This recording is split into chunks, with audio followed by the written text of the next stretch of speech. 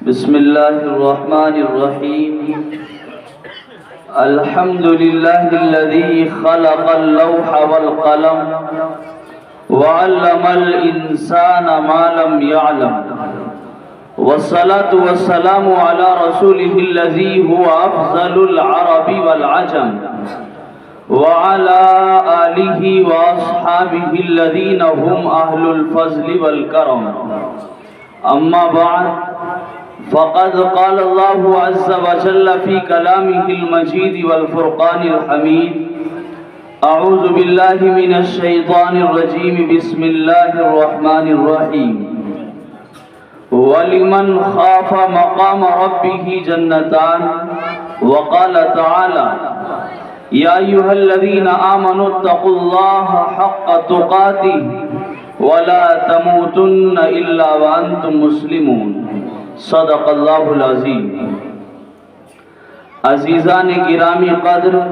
بزرگوں اور نوجوان دوستوں، خاص طور سے اس اجلاس کی زینت ہم سب کے بڑے میرے استاد محترم جناب حضرت اقدس مفتی عبد الرحمن صاحب، صدر مفتی جامعہ عربیہ خادم الاسلام ہاپوڑ، اور اسی طریقے سے میرے استاد محترم جناب حضرت مولانا و مفتی نظام الدین صاحب قاسمی امروہوی دامت برکاتہم العالیہ، استاد ادب جامعہ عربیہ خادم الاسلام ہاپوڑ، اور آپ کے اور ہم سب کے کرم فرما مخدوم گرامی قدر جناب حضرت مولانا و مفتی و قاضی عبد الحادی صاحب قاسمی دامت برکاتہم العالیہ، اور اسٹیج پر تشریف فرما علماء کرام کا جم غفیر. اللہ رب العزت والجلال کا بے پناہ کرم اور اس کا انعام و احسان ہے کہ اس نے سال ہائے گزشتہ کی طرح امسال اور امروز بھی یہ اجلاس اور پھر مل بیٹھنے کی سعادت اور توفیق نصیب فرمائی. یہ اللہ کا بڑا فضل و کرم اور درد دل رکھنے والوں کے لیے بڑا پیغام اور سبق ہے. کتنے لوگ تھے جو گزشتہ سال اس علمی اور عملی بہار کے موقع پر ہمارے ساتھ شانہ بشانہ اور صف بصف تھے، لیکن وہ لوگ اس وقت زیر زمین خاک ہو گئے، مدفون ہو گئے. اللہ کا اپنا فیصلہ اور اس کا اپنا نظام ہے. ہم لوگ زندہ اور حیات ہیں، ایک روز آئے گا ہم بھی پیوند زمیں ہو جائیں گے. لیکن جو حیات اور سالم ہیں، جنہیں اللہ نے عمر ابھی دے رکھی ہے، جوانی، طاقت اور صحت سے نواز رکھا ہے، وہ خوش قسمت انسان ہیں اور اللہ کا ان پر بڑا فضل و کرم ہے. دعا کیجئے کہ اللہ پاک جب تک زندہ اور سلامت رکھے اسلام پر 100% عمل کی توفیق نصیب فرمائے، اور جب اس دنیا سے پردہ فرمانے کا وقت آئے تو اللہ پاک ہم سب کا خاتمہ ایمان کامل اور شہادت کی موت پر فرمائے. آج کا یہ اجلاس عام اور آپ کے بڑے مدرسے کی یہ بزم اور یہ محفل بڑی شاندار اور معزز علماء کرام کی آمد اور ان کی تشریف آوری سے مزید اپنے اندر نکھار اور وقار رکھتی ہے. جب تک یہ علماء کرام اور اللہ کی صدائے بلند کرنے والے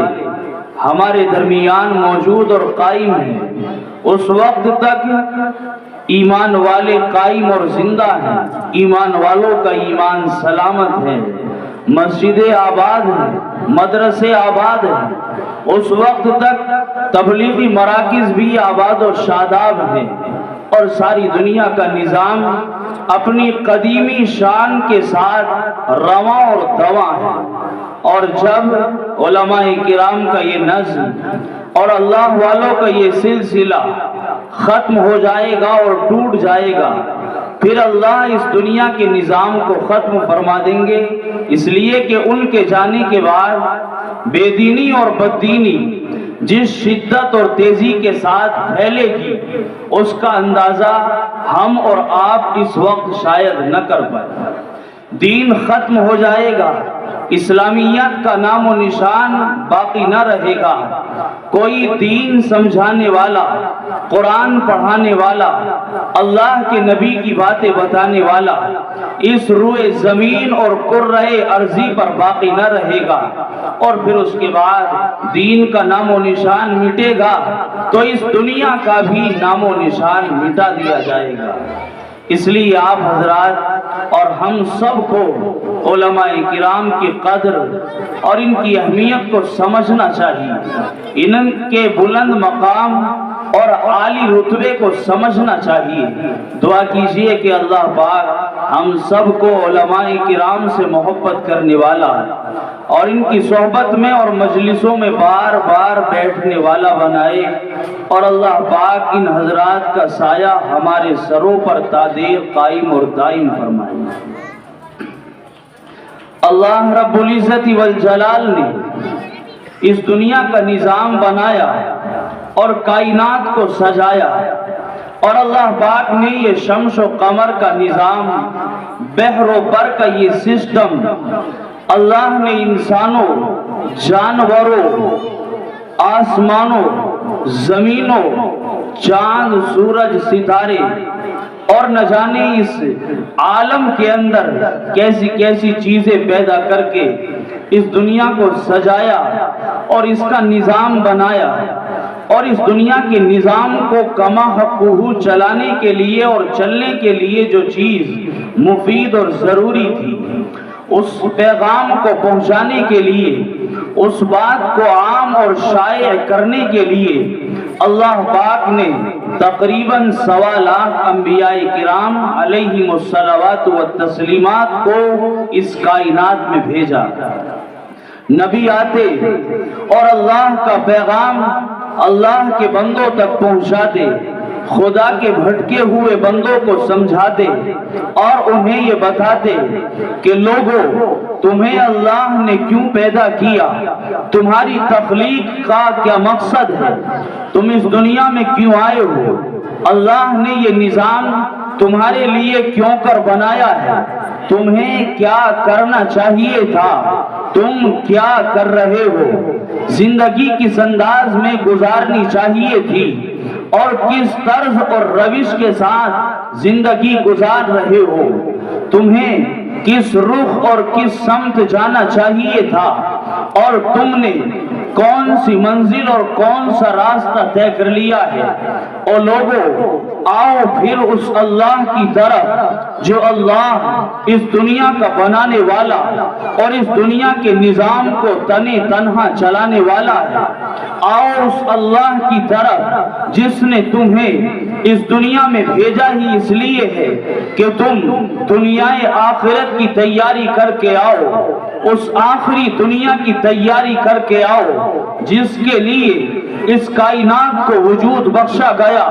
تم آؤ مولائے قدوس کی طرف، لوٹو احکم الحاکمین کی طرف، اور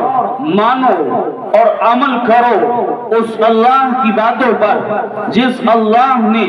انسانوں کو انسان بنانے کا نظام نبیوں کے ہاتھوں دے کر کے بھیجا، جس اللہ نے نبیوں کو پیدا ہونے سے لے کر موت کے آخری لمحات تک کی زندگی گزارنے کا دستور اور منشور دے کر کے بھیجا۔ آؤ اس اللہ کی طرف، اور لوگوں، تمہیں کس انداز میں زندگی گزارنی چاہیے تھی، اور تم دنیا کی رنگینی، چمک دمک اور اس دنیا کے کر و فر کے پیچھے پڑ کر اس اللہ کے تخلیقی مقصد کو پسے پشت ڈال چکے ہو اور اپنے دنیا میں آنے کا مقصد بھول گئے ہو۔ اے لوگوں، یاد کرو اس سبق کو جو اللہ نے تمہیں پڑھا کر اور نبیوں کے ہاتھوں جو پیغام اور سبق دے کر کے اس کائنات میں 1.25 لاکھ انبیاء کرام کو بھیجا ہے۔ اے اللہ، وہ مقصد کون سا مقصد ہے؟ اے اللہ ہم جاننا چاہتے ہیں وہ کون سا نظام ہے، اے اللہ وہ کون سی کلیدی صفت اور خوبی ہے جس کو اپنانے کے بعد ہم دنیا بھی شاندار اور بہترین طریقے پر گزارے اور ہم اس دنیا میں رہتے ہوئے آپ کے محبوب اور قریبی بن جائیں۔ اے اللہ وہ کون سا نسخہ ہے جس کو اختیار کرنے کے بعد ہم اپنے آقا و مولا شاہ بدر و حنین احمد مصطفیٰ محمد مصطفیٰ جناب محمد الرسول اللہ صلی اللہ علیہ وسلم کے پسندیدہ بن جائیں۔ اے اللہ وہ کون سا نسخہ ہے جس کو اختیار کرنے کے بعد ہمارا مقام اور رتبہ آپ کی نظروں میں بلند ہو۔ اے اللہ وہ کون سی چیز ہے جس کو اختیار کرنے کے بعد ہم آپ کے قریب آتے چلے جائیں۔ اے اللہ وہ کون سی بات ہے جسے اختیار کرنے کے بعد دنیا کے نظام میں سکون آئے گا۔ اے اللہ وہ کون سی چیز ہے جسے اختیار کرنے کے بعد عدل و انصاف کا دورہ ہوگا۔ اے اللہ وہ کون سی چیز ہے جسے اختیار کرنے کے بعد امانت کا چرچا اور شہرہ ہوگا۔ اے اللہ وہ کون سی بنیادی خوبی ہے جسے اختیار کرنے کے بعد لوگ حقوقوں کی ادائیگی پر آئیں گے۔ اے اللہ وہ کون سی بات ہے جس کے اختیار کرنے کے بعد ماں اور باپ کے حقوق ادا کیے جائیں گے۔ اے اللہ وہ کون سی چیز ہے جسے اختیار کرنے کے بعد بھائیوں کے حقوق ادا کیے جائیں گے۔ اے اللہ وہ کون سی بات ہے جسے اختیار کرنے کے بعد بہنوں کے حقوق ادا کیے جائیں گے۔ اے اللہ وہ کون سی بات ہے جسے اختیار کرنے کے بعد آپ کا بندہ اپنوں کے حقوق ادا کرے گا، غیروں کے حقوق ادا کرے گا، ہم سایوں اور پڑوسیوں کے حقوق ادا کرے گا۔ اے اللہ انسانوں کے حقوق ادا کرے گا، جانوروں کے حقوق ادا کرے گا اور کائنات کی ہر چیز کا حق ادا کرے گا۔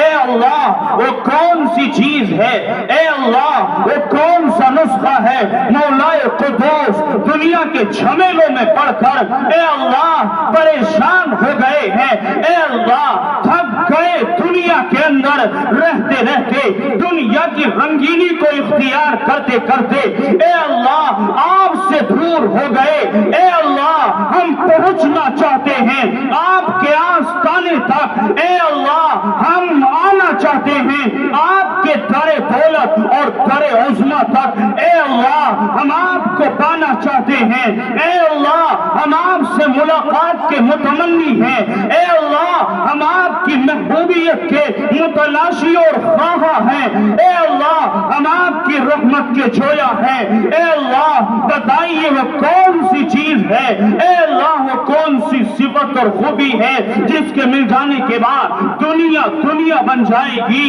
اے اللہ وہ کون سی چیز ہے جس کو اختیار کرنے کے بعد ہم اس کائنات میں آپ کے بندوں کے اور آپ کے محبوب بن جائیں گے اور یہ دنیا کا نظام امن و امان اور عدل و انصاف کے ساتھ چلے گا۔ اللہ رب العزت والجلال نے قرآن کریم میں بیشتر مقامات پر اور آقائے مدینہ صلی اللہ علیہ وسلم نے احادیث کے طویل ترین ذخیرے میں بارہا اس صفت اور خوبی کا تذکرہ کیا، اور وہ صفت اور وہ خوبی یہ ہے کہ اے لوگو اگر تم فوز و فلاح چاہتے ہو، اے لوگو اگر کامیابی چاہتے ہو، اے لوگو اگر رشد و ہدایت چاہتے ہو، اے لوگو اگر یہ چاہتے ہو زندگی میں سکون ہو اور والدین کی جماعت، اگر تم یہ چاہتے ہو کہ تمہارے بچے تمہارے حقوق ادا کریں، اے بچوں اگر تم یہ چاہتے ہو کہ تمہارے والدین تمہاری تربیت میں کما حقہ کوشش سعی اور جد و جہد کریں، اور تاجروں اگر تم یہ چاہتے ہو کہ تمہاری تجارت شاندار انداز پر ترقی کرے، اور کاشتکاروں والو اگر تم یہ چاہتے ہو کہ تمہاری کاشتکاری میں برکت ہو، او امیرو اگر تم یہ چاہتے ہو کہ تمہارے مزدور اور غلام اور تمہارے نوکر تمہارا حق ادا کرے، او نوکرو، او ملازموں، او خادموں، اگر تم یہ چاہتے ہو کہ تمہارا مالک تمہارے ساتھ امن کا معاملہ کرے، رحم کا معاملہ کرے، شفقت کا معاملہ کرے، اور دنیا والوں اگر تم یہ چاہتے ہو کہ تمہیں تمہارے حقوق پر وقت ملتے رہے، کوئی تمہیں پریشان نہ کرے، تم سکون کی زندگی گزارو، تو پھر اس صفت کو اختیار کرو جو اس دنیا کے نظام کی روح ہے، اور وہ ہے خوف خدا اور فکر آخرت۔ خوف خدا اور فکر آخرت یہ زبان پر لینے کے اعتبار سے اور کانوں کو سننے کے اعتبار سے اور دل و دماغ میں جمنے اور رسوخ اعتبار کرنے کے حاصل کرنے کے اعتبار سے دو لفظوں کے دو ٹکڑے ہیں، لیکن اگر ان کی گہرائی اور گہرائی میں اتر کر کوئی ایمان والا غور کرے گا اور اپنی سمت اور اپنا رخ طے کرے گا قرآن و حدیث کے منظر نامے میں اور احادیث رسول صلی اللہ علیہ وسلم کے ذخیرے میں، تو اسے پتہ چلے گا کہ ان دونوں کا مفہوم اتنا وسیع ہے، ان دونوں کے مفہوم میں اس قدر وسعت ہے کہ پھیلاتے جائیے دنیا ختم ہو سکتی ہے، قرطاس و قلم کا نظام ختم ہو سکتا ہے، لیکن ان کی تشریحات کبھی ختم نہیں ہو سکتی۔ آج دنیا میں جہاں کہیں بدامنی، انارکی، ظلم و ستم، جفا کا دور دورہ، برائیاں، گناہ، جرم، غلطیاں، خطا، افواہیں، بحث و مباحثے کی خام خواہ کی شکل و صورت ہے، آج دنیا میں جس قدر برائیاں پائی جا رہی ہیں ان سب کی اصل بنیاد اللہ کے خوف اور تقوی کو چھوڑ دینا ہے۔ اگر ایک باپ کے دل میں خدا کا خوف آئے گا وہ اولاد کے حقوق ادا کرے گا، اگر ایک ماں کے دل میں خوف خدا پیدا ہوگا وہ اپنی اولاد کے حقوق ادا کرے گی، اگر اولاد کے دل میں اللہ کا خوف آئے گا تو وہ اپنے والدین کے حقوق ادا کریں گے، ان کی خدمت کریں گے، ان کی قدر کریں گے، بڑھاپے میں ان کا سہارا بنیں گے، ان کے کھانے کا نظم و نسق کریں گے، ان کی دوائی اور کھولی کا انتظام کریں گے۔ اگر یہ خوف خدا ایک مالک کے دل میں آئے گا تو وہ پھر وہ مزدوروں پر ظلم نہیں کرے گا، خادموں کو نہیں ستائے گا، اور یہی خوف اگر ایک نوکر کے دل میں آئے گا پھر وہ کام ایمانداری کے ساتھ انجام دے گا، جو بات طے ہو گئی، جو خدمت طے ہو گئی، جو وظیفہ طے ہو گیا اس کے اعتبار سے اپنے مالک کا کام انجام دے گا۔ اگر کاشتکار کے دل میں خوف خدا آئے گا پھر وہ ایک دوسرے کا ٹولہ اور زمین نہیں کاٹے گا، پھر وہ اپنا کھیت نہیں بڑھائے گا۔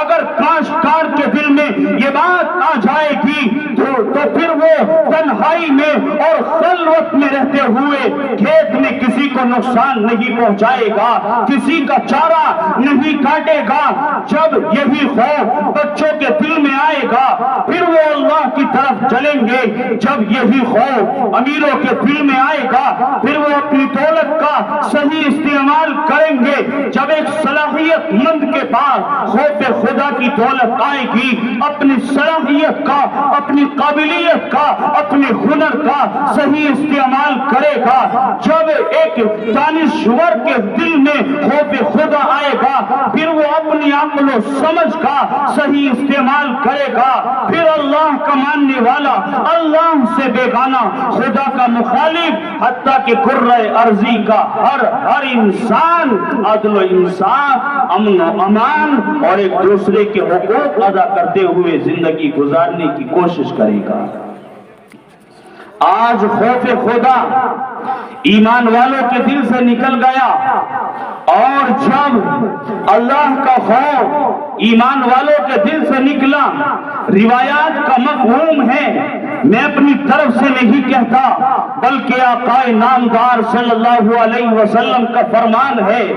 یہ اس نبی کا فرمان ہے، یہ اس شخصیت کا فرمان ہے جس کے فرمان میں کوئی شک و شبہ نہیں ہو سکتا۔ کیوں؟ اس لیے کہ قرآن کریم نے صاف کیا، وما ينطق عن الهوى ان هو الا وحی یوحی، وہ پیغمبر اپنی خواہش سے اپنی طرف سے کوئی بات نہیں کہتا، اس کی بات وحی ہوتی ہے، اس کی بات مرضی ربانی ہوتی ہے، اس کا کلام من جانب اللہ ہوتا ہے، اس کی باتیں منزل من اللہ ہوتی ہیں، اس کی باتیں احکم الحاکمین کی طرف سے ہوتی ہیں۔ وہی اللہ کا محبوب فرماتا ہے کہ او لوگوں، جب تمہارے دل سے اللہ کا خوف نکلے گا، تقوی نکلے گا، جب خشیت کی دولت تم سے رخصت ہو جائے گی، جب تم اللہ کا ڈر اپنے دل سے نکال دو گے، تمہارا دل اللہ کے ڈر سے خالی ہو جائے گا، پھر ساری دنیا کا ڈر اور خوف تمہارے دلوں کے اندر ڈال دیا جائے گا۔ آج یہی ہو رہا ہے، مسلمان ڈر رہا ہے حالات سے، مسلمان ڈر رہا ہے آنے والے کل سے، مسلمان ڈر رہا ہے اپنے مستقبل سے۔ ارے جو اس دنیا کا خالق ہے، جو مستقبل کا بنانے والا ہے، جو تقدیریں لکھتا ہے، جو دنیا کا نظام بناتا ہے، جو ایک چیز سجاتا ہے اور پھر مٹا دیتا ہے اور ختم کر دیتا ہے، آنے والا کل جس کی مٹھی میں ہے، طاقتیں جس کے قبضہ قدرت میں ہیں، دلوں کا نظام جس کے قبضہ قدرت میں ہے، دلوں کا پھیرنا جس کے دست قدرت میں ہے، حالات کا بدلنا جس کی مٹھی کے اندر ہے، حالات پیدا کرنا پھر حالات کا ختم کر دینا جس احکم الحاکمین کے قبضے میں ہے۔ لوگوں، وہ اللہ آج بھی زندہ ہے، اس کی صفتیں آج بھی حی اور قائم ہے، وہ اللہ اپنی طاقتوں کے ساتھ آج بھی ایمان والوں کے ساتھ ہے، وہ اللہ اپنے وعدوں کے ساتھ آج بھی مسلمانوں کے ساتھ ہے، وہ ایمان کا کلمہ پڑھنے والوں کے ساتھ ہے، وہ اپنے کلمے کا اقرار کرنے والوں کے ساتھ ہے، وہ محمد الرسول اللہ کی غلامی کا دم بھرنے والوں کے ساتھ ہے۔ لیکن شرط یہ ہے وَأَنْتُمُ الْأَعْلَوْنَ إِن كُنتُم مُؤْمِنِينَ، تم بنو تو صحیح مومن، تم بنو تو صحیح ایمان والے، تم بناؤ تو صحیح ابوبکر و عمر کی طرح اپنا ایمان، تم لاؤ اپنے اندر صفات عثمان و علی، تم لاؤ اپنے اندر خصوصیات عبداللہ ابن مسعود اور خالد بن ولید، تم لاؤ اپنے اندر اخلاق عبداللہ ابن عمر کے، تم لاؤ اپنے اندر وہ کیفیات جو صحابہ کرام کو حاصل تھی، جم جاؤ ایمان پر، ڈٹ جاؤ حالات کے سامنے، مقابلہ کرو۔ ایمان والا بہت بہادر ہوتا ہے، اللہ نے جس کو ایمان دیا اس سے بہادر دنیا میں کوئی قوم نہیں ہو سکتی، ان سے زیادہ بہادر، غیرت مند، جری، شجاع، بہادر، دلیر، لیڈر کوئی نہیں ہو سکتا۔ ایمان والا اس دنیا کا نظام اپنی مٹھی میں لا کر کے چلانے کے لیے آیا ہے، ایمان والا اس دنیا کا خلیفہ بنا کر اس کائنات کے اندر بھیجا گیا ہے۔ وعد اللہ الذین آمنوا منکم وعملوا الصالحات، آسمانوں والے کا وعدہ ہے کہ تم ایمان کامل لے آؤ اور اپنے اعمال درست کر لو، اس دنیا کی حکومت اور تخت اور تاج سب تمہارے قدموں کے اندر ڈال دیے جائیں گے۔ لیکن شرط یہ ہے کہ جمو، ایمان پر ڈٹ جاؤ، حالات کیسے ہی آئیں لیکن ایمان سے ہاتھ دھونا یہ ایک مومن کی شان نہیں ہے، یہ سنت بلالی اور سنت سمیہ نہیں ہے۔ ایمان والے تو وہ تھے کہ جان دے دی مگر ایمان سے پیچھے نہیں ہٹے، گھر بار سب کچھ تباہ و برباد ہو گیا،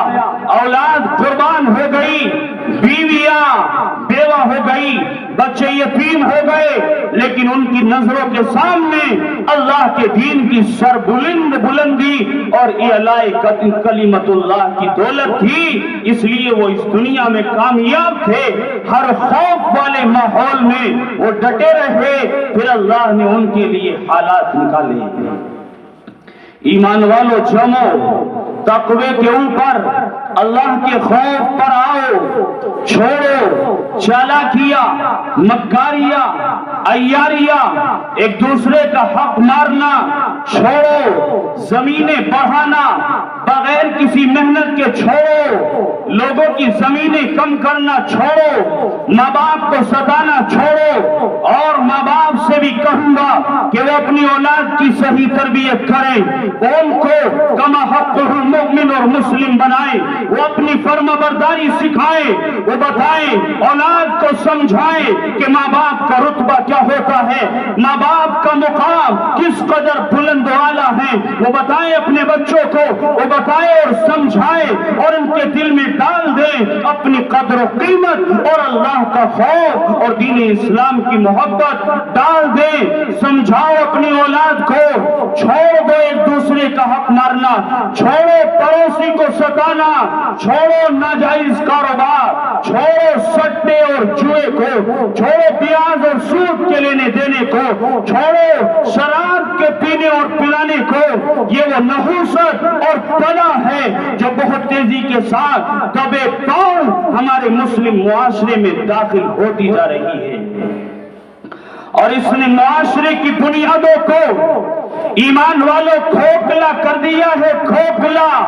یہ وہ برائی ہے جو برائی صرف انفرادی برائی نہیں ہے، یہ کسی فرد کی برائی نہیں ہے، بلکہ یہ قومی مسئلہ اور عالمیہ ہے، یہ پوری برادری، سماج اور ملت محمدیہ کا مسئلہ ہے، یہ قوموں کی ترقی کا مسئلہ ہے، یہ قوموں کے عروج کا مسئلہ ہے، یہ قوموں کے زوال کی بنیاد ہے۔ نوجوانوں، چھوڑو شراب کا پینا اور پلانا۔ نبی آخر الزماں صلی اللہ علیہ وسلم فرماتے ہیں کہ جو آدمی شراب کا عادی ہوتا ہے، دنیا میں اس کے ساتھ جو کچھ ہوتا ہے، ہو رہا ہے، ہوگا، وہ تو آپ کی نظروں کے سامنے ہے، لیکن کل قیامت کے دن ایسے نوجوانوں کو دوزخیوں کی پیپ اور ان کا خون پلایا جائے گا۔ یہ برائی بہت تیزی کے ساتھ ہمارے مسلم معاشرے میں داخل ہوتی جا رہی ہے۔ نوجوانوں، تم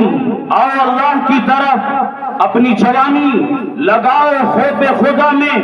اپنے آپ کو وقف کر دو دین کے لیے، اپنے آپ کو وقف کر دو اللہ کے لیے، اپنے آپ کو وقف کر دو اعلاء کلمت اللہ کے لیے، اور اس نوجوان کی طرح اپنی زندگی کو بناؤ جو نوجوان مدینہ منورہ کے جنگلوں میں بکریاں چرا رہا تھا، اپنے مالک کے ریوڑ کو ہانک رہا تھا اور انہیں چرا رہا تھا۔ حضرت عبداللہ ابن عمر رضی اللہ عنہما اسی جنگل میں تشریف فرما ہے، آپ کے لیے دسترخوان سجا، جب کھانے کا وقت ہوا تو عبداللہ ابن عمر رضی اللہ عنہما نے اس نوجوان کو دسترخوان پر طلب کیا اور اسے کھانے کی دعوت دی۔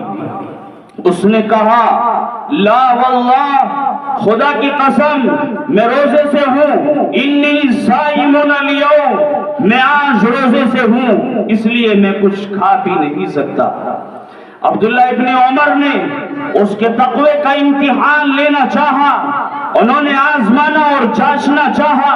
کہ اس نوجوانی میں، اس عمر کے اندر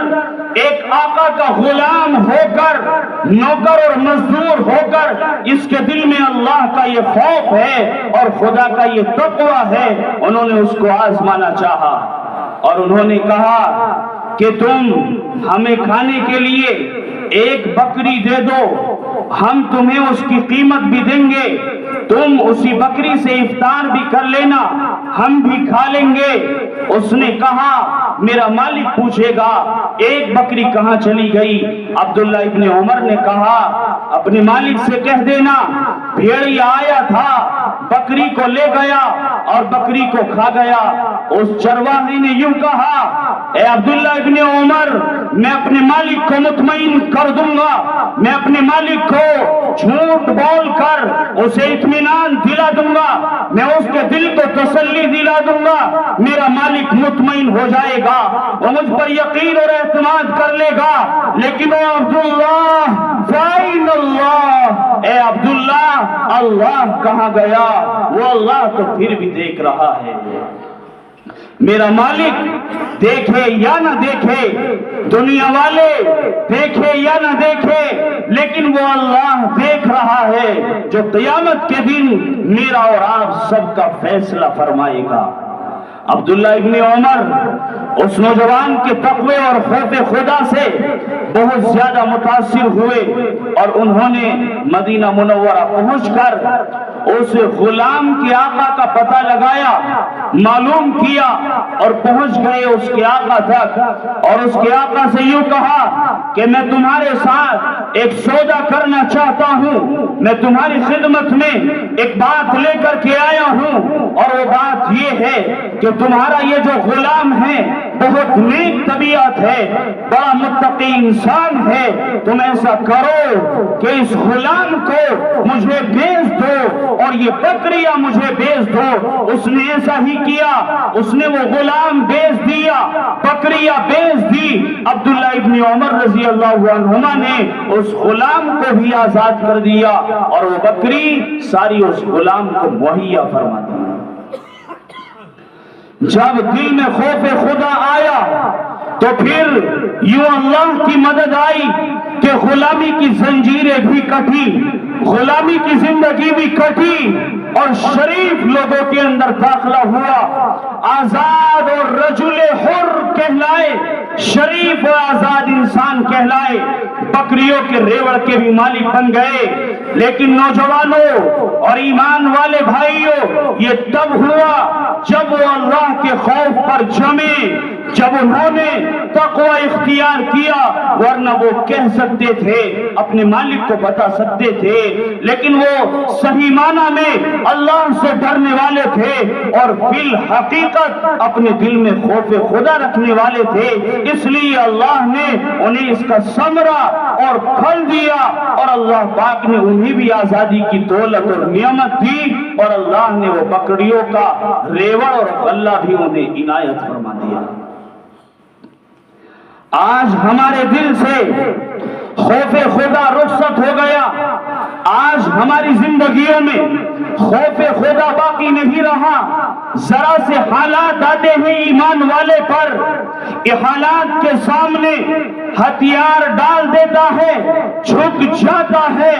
اور حالات سے سمجھوتا کر لیتا ہے، اپنے ایمان کو پس پشت ڈال دیتا ہے۔ اگر کسی کاروباری اور کسی تاجر کے سامنے کوئی بہت بڑا آرڈر آ جائے لیکن وہ 2 نمبر کا آرڈر ہو، بھول جاتا ہے اللہ کو، پس پشت ڈال دیتا ہے آخرت کی فکر کو اور خوف خدا کو، اور اس آرڈر کو لے لیتا ہے اور یہ نہیں سوچتا کہ میرا اللہ اس بات سے ناراض ہو رہا ہے۔ حلال کاروبار کرو، حلال کماؤ، حلال کھلاؤ، حلال میں برکت ہے، حلال میں نور ہے، حلال میں عافیت ہے، حلال میں وقار ہے، حلال میں عزت ہے، حلال میں طمانینت ہے، حلال میں دنیا کی کامیابی ہے، حلال میں آخرت کی کامیابی ہے، اور یوں کہیے کہ حلال ہی کے اندر اللہ نے ساری خوبیاں مضمر کر دی ہیں۔ جس کا کھانا حلال نہ ہو، جس کا پینا حلال نہ ہو، جس کا لباس حلال نہ ہو، جس کا مکان اور جس کی دولت حلال نہ ہو، پھر وہاں ایسے لوگوں کی دعائیں قبول ہوتی ہیں، پھر شکوے کرتے ہیں کہ مولانا صاحب، مفتی صاحب، مانگتے مانگتے ہوئے ایک عرصہ گزر گیا، سال گزر گیا، مانگتے مانگتے اور اللہ سے دعا کرتے کرتے بڑی مدت گزر گئی، لیکن کوئی دعا اللہ کی بارگاہ میں قبول ہی نہیں ہو رہی ہے۔ حدیث میں آقا نے ارشاد فرمایا کہ جس کا کھانا حرام ہو، جس کا پینا حرام ہو، جس کا لباس حرام ہو، پھر اس کی دعا کہاں قبول ہو سکتی ہے؟ تم اللہ کے لیے تقوی اختیار کرو گے، اللہ کی مدد اور اس کی نصرت آئے گی۔ جو اللہ کے لیے ڈرے گا، ایسا نہیں ہو سکتا، یہ ممکن نہیں ہے کہ اللہ اسے تنہا چھوڑ دے۔ جب کوئی آدمی اللہ کے لیے دنیا کو ٹھکرائے گا، حرام میں ٹھوکر مارے گا، پھر اللہ کی مدد اور نصرت اس بندے کے شامل حال ہوگی، اور اللہ اس کے لیے رزق اور روزی کا ایسا انتظام فرمائیں گے کہ جو اس کے وہم و گمان میں بھی نہیں ہوگا۔ مفتی اعظم پاکستان حضرت مولانا مفتی شفیع عثمانی صاحب نور اللہ مرقدہ نے لکھا ہے کہ ان کا ایک مرید تھا جو نیوی کے اندر آفیسر تھا۔ جب اس کی ڈیوٹی شروع ہوئی تھی، اس وقت ان کا جو ہیڈ تھا وہ تھوڑا دیندار تھا، یہ باشرہ اور صاحب لحیہ اور داڑھی والے آدمی تھے۔ جب وہ اچھا آفیسر تھا، اس نے کبھی داڑھی کے اوپر اعتراض نہیں کیا۔ پھر ایک مدت کے بعد ان کا ہیڈ اور ان کا وہ آفیسر بدل گیا، اور وہ اسلام مخالف تھا، وہ داڑھی والوں سے، وہ ٹوپی والوں سے، وہ کرتا پاجامہ والوں سے نفرت کرنے والا تھا۔ لہذا اس نے پہلے ہی دن کہا کہ یہ کیا لباس ہے، یہ تمہارے چہرے پر یہ کیا چیز ہے؟ اس نوجوان نے کہا یہ میرے حبیب کی سنت ہے، یہ اس آقا کی سنت ہے جو امام الانبیاء ہے، یہ وہ چیز ہے جس کے بارے میں فرشتے اپنی تسبیح بیان کرتے ہیں اور یوں کہتے ہیں سبحان من زین الرجال باللحا، پاک ہے وہ ذات جس نے مردوں کو داڑھی کی دولت دے کر کے حسین بنایا، پاک ہے وہ ذات جس نے داڑھی کے ذریعے مردوں کو حسن و جمال عطا کیا، یہ میرے آقا کی سنت ہے، یہ حسن و جمال کا باعث اور سبب ہے۔ اس آفیسر نے کہا کہ ہم کچھ نہیں جانتے، کل ہمیں آپ کی داڑھی ختم چاہیے۔ وہ نوجوان اپنی ڈیوٹی سے گھر لوٹ آیا، بڑا پریشان، بڑا متفکر، بڑا فکر مند تھا، لیکن اس کے دل میں اللہ کا خوف تھا۔ لہذا اس نے طے کیا کہ میں کل بھی اسی حالت میں اپنی ڈیوٹی پر جاؤں گا۔ وہ پہنچ گیا، آفیسر نے دیکھتے ہی پھر کہا یہ کیا نظام ہے، یہ کیا عجیب حلیہ ہے، میں نے کل آپ سے کہا تھا اور آپ اپنی داڑھی چھلوا کر اور ختم کرا کر کے نہیں آئے۔ وہ نوجوان بڑا پریشان ہوا، اپنی ڈیوٹی مکمل کر کے اپنے گھر آیا اور اپنے شیخ حضرت مفتی شفیع عثمانی صاحب کی خدمت میں پہنچ گیا،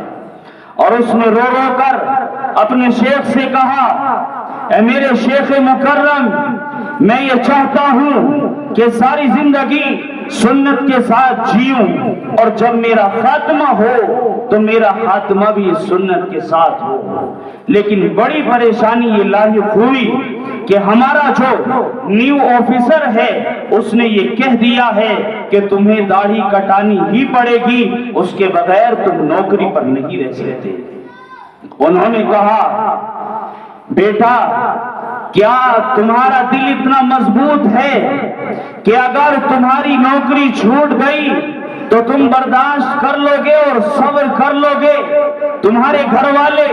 تمہاری بیوی، تمہارے بچے صبر کر لیں گے؟ اس نے کہا الحمدللہ میں بالکل مطمئن ہوں، نوکری جاتی ہے تو کوئی بات نہیں، مگر سنت رسول سلامت رہنی چاہیے۔ وہ تیسرے روز پھر ڈیوٹی پر پہنچے، اس نے پھر 3 گنا سختی کے ساتھ ان سے کہا کہ تم نے اپنی داڑھی نہیں کٹائی اور پھر اسی پرانے حلیے میں یہاں چلے آئے ہو۔ وہ پریشان ہو کر اپنے گھر اپنی ڈیوٹی مکمل کر کے آئے، اس کی گالیاں سنی، بدتمیزیاں سنی، احساس تو ہوا مگر کیسے سنت رسول کو کٹاتا ایک دیوانہ رسول۔ اس کے لیے تو زندگی کا سب سے قیمتی اثاثہ، اس کی نظروں میں اس کی زندگی کی سب سے قابل فخر چیز اگر کوئی تھی تو وہ اسلام اور اپنے آقا کی سنت تھی، لہذا وہ اپنی سنت کے ساتھ کیسے سمجھوتا کر سکتا تھا۔ وہ نوکری چھوڑنے کے خیال سے اپنی گھر لوٹ آیا۔ چوتھے دن جب وہ نوکری پر پہنچا تو وہاں جانے کے بعد اس نے عجیب منظر دیکھا کہ آج وہ آفیسر جو 3 روز سے سختیاں برت رہا تھا، جو 3 دن سے داڑھی کٹانے کے لیے کہہ رہا تھا، داڑھی تراش کرانے کے لیے کہہ رہا تھا اور اس سنت کو چھلوانے کے لیے کہہ رہا تھا اور آقا کی سنت کو حقیر گردان رہا تھا اور آقا کی سنت کو معمولی سمجھ رہا تھا، آج اللہ نے اس آفیسر ہی کا تبادلہ کرا دیا اور آج ایک نیا آفیسر آیا اور اس نے ان کے لباس کو دیکھ کر کے یہ کہا، مرحبا مرحبا، آپ کا استقبال ہے۔ جس فوج میں لوگ نمازیں نہیں پڑھتے، جس فوج میں لوگ روزے نہیں رکھتے، جو فوجی زکوٰۃ ادا نہیں کرتے،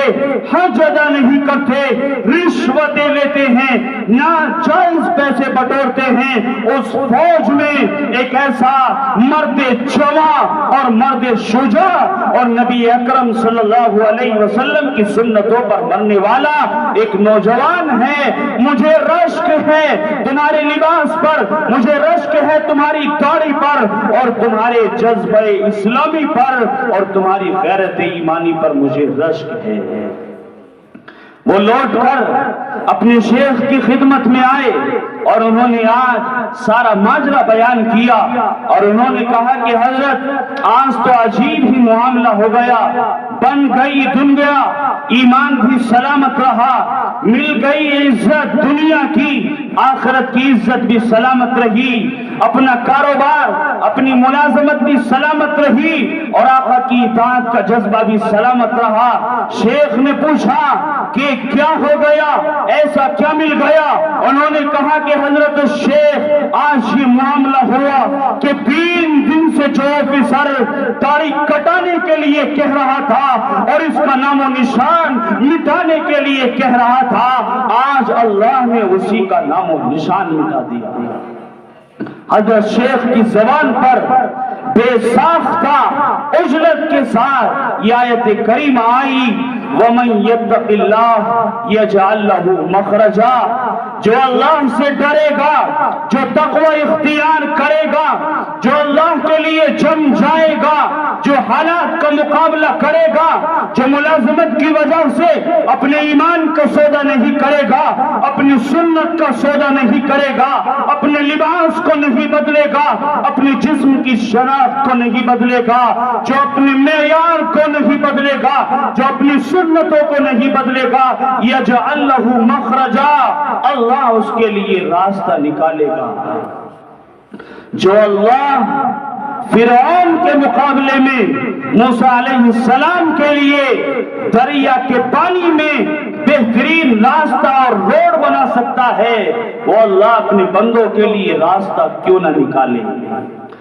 اللہ نے قرآن کریم میں جا بجا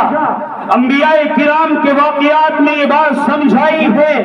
کہ او قرآن کے ماننے والوں، او ایمان لانے والوں اور میرے لیے اپنی جذبات کی قربانی دینے والوں، جیسے میں نے اپنے ماننے والے نوح کو اکیلا نہیں رکھا، جیسے میں نے اپنے ماننے والے ابراہیم کو تنے تنہا نہیں چھوڑا، جیسے میں نے موسیٰ کی مدد اور اعانت کی، جیسے میں نے عیسیٰ کا تحفظ کیا اور انہیں زندہ آسمان پر اٹھایا، جیسے میں نے محمد الرسول اللہ کی مدد کی، میں نے بدر کے میدان میں صحابہ کرام اسلام کی نصرت کی، احد میں ایمان والوں کو عزت دی، حنین میں کامیابی دی۔ میں اللہ اپنے ماننے والوں کو کسی بھی زمانے اور وقت میں تنہا اور رسوا نہیں چھوڑ سکتا۔ یجعل لہ مخرجا، تم چلو راستہ ہم بنائیں گے، تم آگے بڑھو، قدموں کو منزل تک ہم پہنچائیں گے، تم آؤ ہم تک، ہم راستہ دیں گے تمہیں اپنے تک پہنچنے کا، تم ہماری ماننے کا ارادہ اور عزم مسلم کرو، ہم حالات سازگار بنائیں گے، ہم موافق حالات اور زمانہ تمہارے کر دیں گے، اور تمہیں پھر ہماری اطاعت کرنے میں کوئی دشواری اور پریشانی نہ ہوگی۔ اس لیے اللہ نے جتنی وسعت اور اللہ نے جتنی طاقت دی ہے اس کے اعتبار سے ایمان والے کو اپنے اندر خوف خدا اور تقوی کی صفت کو پیدا کرنا چاہیے۔ حضرت یوسف علیہ السلام جب زلیخا کا ان پر دل آیا، وراودته التي هو في بيتها عن نفسه، جب زلیخا کے دل میں خیال بد پیدا ہوا، برا خیال پیدا ہوا، اور اس نے یوسف علیہ السلام کو اپنے جال میں پھنسانا چاہا، تو اس نے محل کے سارے دروازوں پر تالے ڈلوا دیے، اور اس کے بعد یوسف علیہ السلام سے کہا کہ میرے پاس آؤ، میرے پاس آؤ۔ یوسف علیہ السلام نے کہا معاذ اللہ، اللہ کی پناہ اس برے کام سے اور اللہ کی ناراضگی کے کام سے اللہ کی پناہ ہے۔ یوسف علیہ السلام کو معلوم تھا کہ محل شاہی کے تمام دروازوں پر تالے ڈلے ہوئے ہیں، تمام دروازے بند ہیں، باہر جانے کا کوئی راستہ نہیں، میں باہر نہیں نکل سکتا۔ مگر یوسف علیہ السلام کے دل میں اللہ کا خوف تھا اور اللہ کا ڈر تھا، اس لیے جاننے کے باوجود چل پڑے، دوڑ پڑے دروازوں کی طرف۔ یوسف علیہ السلام جو ہی دروازے کے پاس پہنچے، تالا کھل گیا، دروازہ کھل گیا، نکلتے ہوئے دروازوں کو پار کرتے ہوئے محل سے باہر نکل گئے، اور یہ جان اور ایمان آپ کا سب کچھ سلامت رہا۔ ہمیں صرف اپنی بساط بھر کوشش کرنی ہے، ہمیں اپنی وسعت اور طاقت کے اعتبار سے کوشش کرنی ہے، اور جب ہم کوشش کریں گے اور عزم و ارادہ کریں گے، اور جب ہم اللہ سے ڈر کو اپنی زندگی کا نقطۂ نظر بنا لیں گے، اپنا نصب العین بنا لیں گے، اور یہ طے کر لیں گے کہ زندگی جیئیں گے خوف خدا کے ساتھ، جوانی جیئیں گے خوف خدا کے ساتھ، بچپن گزاریں گے اللہ کے ڈر کے ساتھ، بڑھاپا گزاریں گے اللہ کے ڈر کے ساتھ، خود بھی اللہ سے ڈریں گے اور خوف خدا لوگوں کے دلوں میں بھر دیں گے، لوگوں کو لائیں گے کھینچ کھینچ کر اللہ کے دروازے پر، لوگوں کو سمجھائیں گے پیغام خوف اور پیغام تقوی، لوگوں تک پہنچائیں گے اللہ سے ڈر کا یہ سبق اور پیغام، اور لوگوں کو بتائیں گے تم اللہ سے ڈرو، اللہ راستہ نکالے گا، وَيَرْزُقْهُ مِنْ حَيْثُ لَا يَحْتَسِبُ، اور اللہ اس جگہ سے رزق اور روزی دیں گے جہاں انسان کے وہم و گمان میں بھی وہ راستہ نہیں ہوگا۔ اللہ رب العزت کا خوف جس کی زندگی کے اندر آ گیا، اور جس نے اللہ کے خوف کو اپنا مشغلہ بنا لیا اور اپنی زندگی گزارنے کا طریقہ اور وتیرہ بنا لیا، پھر اللہ نے ایسے لوگوں کے لیے جنت نعیم کا وعدہ کر رکھا ہے، اور اللہ پاک نے قرآن کریم میں فرمایا ہے وَلِمَنْ خَافَ مَقَامَ رَبِّهِ جَنَّتَانِ، کہ جو آدمی اللہ سے ڈر اختیار کرے گا، اس کے سامنے کھڑا ہونے سے جو آدمی اللہ سے ڈرے گا، مسجد میں رہتے ہوئے جو آدمی اللہ سے ڈرے گا، گھر جا کر جو آدمی اللہ سے ڈرے گا، خوشی کے موقع پر جو آدمی اللہ سے ڈرے گا، غم کے موقع پر جو آدمی اللہ سے ڈرے گا، کھیت میں رہتے ہوئے جو آدمی اللہ سے ڈرے گا، اپنے آفس میں رہتے ہوئے جو آدمی اللہ سے ڈرے گا، خلوت میں جو آدمی اللہ سے ڈرے گا، جلوت میں جو آدمی اللہ سے ڈرے گا، اپنوں کی محفل میں، بیگانوں کی مجلس میں، وَلِمَنْ خَافَ مَقَامَ رَبِّهِ جَنَّتَانِ، اللہ نے ان کے لیے 2 باغوں کا وعدہ کر رکھا ہے، 2 جنتوں کا وعدہ کر رکھا ہے۔ اور آگے اللہ نے فرمایا وَمِن دُونِهِمَا جَنَّتَانِ، ایک کے ساتھ ایک فری، یہ تو اللہ نے وَلِمَنْ خَافَ مَقَامَ رَبِّهِ جَنَّتَانِ میں بیان فرمایا، اور آگے فرمایا کہ پھر ان 2 کے ساتھ 2 باغ اور فری ہیں۔ دنیا والے تو ایک کے ساتھ ایک دیتے ہیں، لیکن اللہ ایک کے ساتھ ایک اور پھر ان 2 کے ساتھ 2 مزید سے نوازتا ہے۔ یہ اللہ کی رحمت ہے، اس کا کرم ہے، اس کا فضل ہے، لہذا اللہ کے خوف اور تقوی کو اپنی زندگی کا شعار اور اپنی زندگی گزارنے کا مقصد اور نصب العین بناؤ، اور دعا کرو کہ اللہ پاک ہمیں اپنا خوف اور آخرت کی فکر نصیب فرمائے، اور اللہ رب العزت والجلال ان بے ربط و بے ضبط سی باتوں پر عمل کی توفیق اور سعادت نصیب فرمائے، آمین یا رب العالمین، وآخر دعوانا ان الحمدللہ رب العالمین۔